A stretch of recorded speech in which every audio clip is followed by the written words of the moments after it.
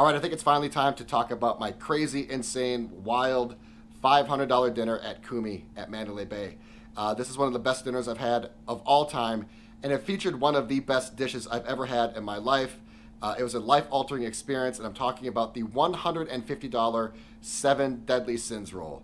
By far the best sushi roll I've ever had in my life, well worth the money, and the experience and the way it was presented really cemented it as the best sushi roll of all time. I'll talk about that later. Kumi is in Mandalay Bay. I've walked by this many times. It's on Restaurant Row, and it really isn't much to look at from the outside. It isn't very alluring, which is why I've probably never been in there. But once you get inside, you realize that you are at a legitimate Japanese Asian place. So this is what the restaurant looks like. Again, it's not going to blow you away aesthetically, but it really is all about the food at this restaurant. It does have traditional dining with a large, wide open, spacious dining area. You can see the amazing sushi chefs do their thing up close and personal if you like.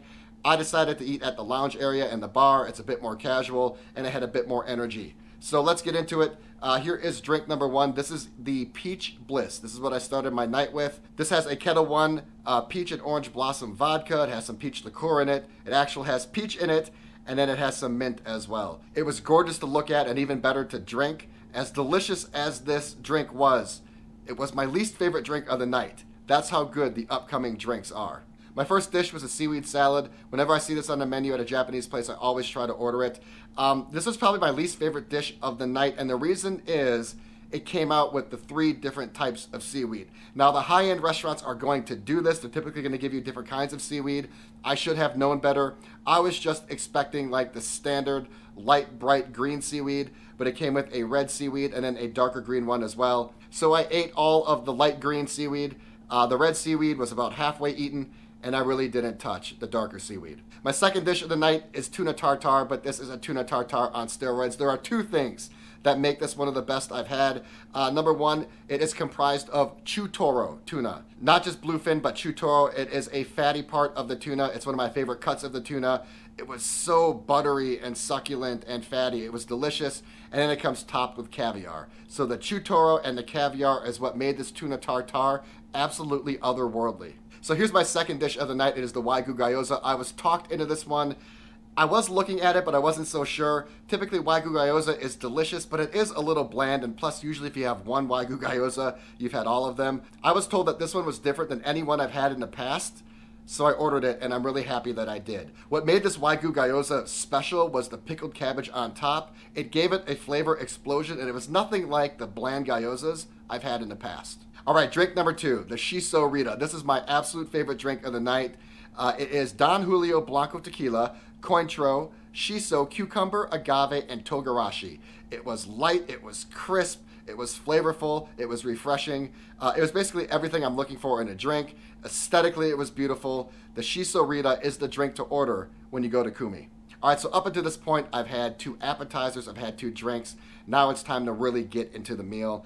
I went over to the sashimi part of the menu, and it was vast. They had so many different types of sashimi. I focused on 2 things that were on the menu and then 2 things that were market price. The sweet shrimp and the salmon were on menu, and then the market price items were the king crab and the otoro. If you know me, you know I love otoro. Otoro is my favorite cut of tuna. It is fatty, it is well marbled, it's buttery, it's rich, it melts in your mouth. It is absolutely the best part of the tuna in my opinion. You can also see the king crab to the left. I was actually surprised on how big, thick, and chunky the king crab pieces were. The salmon was unbelievably priced for sashimi at a high-end restaurant. It was only $12. The chunks were fresh. They were well marbled. They were buttery. They were succulent. It was the sleeper on this dish for sure. And then up front, you could see the sweet shrimp. The sweet shrimp was actually, out of all these, the one I was looking forward to the most. When I get sweet shrimp done well, it's pretty much one of my favorites. But unfortunately, on this plate, it was my least favorite of the 4. Now, this is an all-star plate of sashimi, so that's really not saying that much. But the sweet shrimp came in at number 4.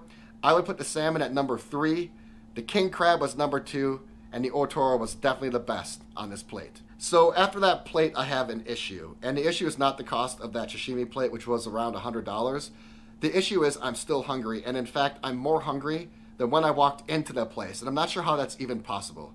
So I decided to order a drink, regroup, take a look at the menu, and kind of plan the second half of my meal. My third drink of the night was fantastic. It's my second favorite drink overall. It was the Lychee Rose Martini. I think it was probably absolutely the most beautiful. It's consisted of shochu, lychee, raspberry, and rosé water. This drink was everything. It was gorgeous and delicious. You can see the lychee floating on top and the rose petals that are dusted with gold kind of covering it a little bit. I love the color on it. I love the taste. Almost my favorite drink of the night. Not quite as good as the Shisho Rita, but certainly a fantastic drink. If you're looking for both taste and aesthetics, this is absolutely the drink to order. So this is it. This is the 7 Deadly Sins roll, the $150 sushi roll, the most expensive sushi roll I've ever had in my life by far, the greatest sushi roll I've ever had in my life by far. Just listen to these ingredients: king crab, wagyu, truffle, foie gras, gold caviar, and 24-karat edible gold on top. The presentation was mind-blowing. It came out on this huge bowl of ice. Just the aesthetics on this dish were amazing. It was decorated with flowers and plants. It had a beautiful Kumi brand right behind it. I'm all about the presentation and the experience, especially on high-end stuff. That's what kind of solidifies it. If this would have came out just on a normal plate, I honestly would have been disappointed. For a $150 sushi roll, I don't care if it's king crab and wagyu and truffle and foie gras and caviar and gold, it needs to come out special, and wow, did it. But the way it came out is nothing compared to how it came out. It was presented to me by the head chef himself.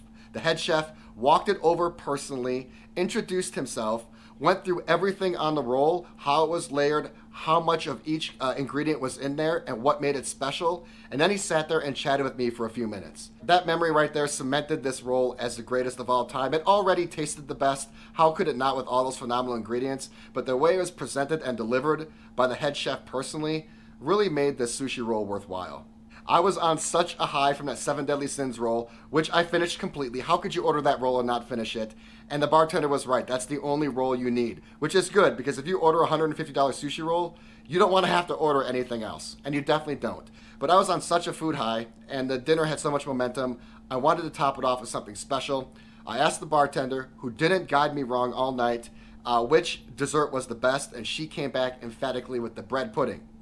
Again, I questioned her, which I should not have at this point because she's been right every single time. But when I think of a dessert, and moreover the best dessert at a high-end restaurant, bread pudding really doesn't come to mind. Does this look like bread pudding to you at all? When it came out and it was delivered to me, my initial reaction was, you got the wrong person. I ordered something else. It is matcha green tea bread pudding. It is an element of Japanese whiskey, strawberries, and white chocolate. Of course, you have a scoop of ice cream on top. It was one of the better desserts I've had this year.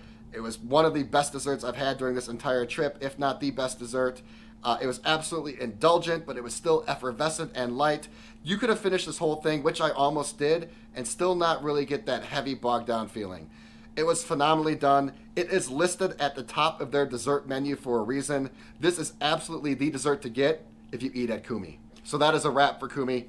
It was really an unforgettable experience. I highly recommend it. You know, when you think of sushi, you really don't think of Mandalay Bay in terms of the top spots. A lot of people might think Nobu, they might think Yellowtail, they might think Mizumi.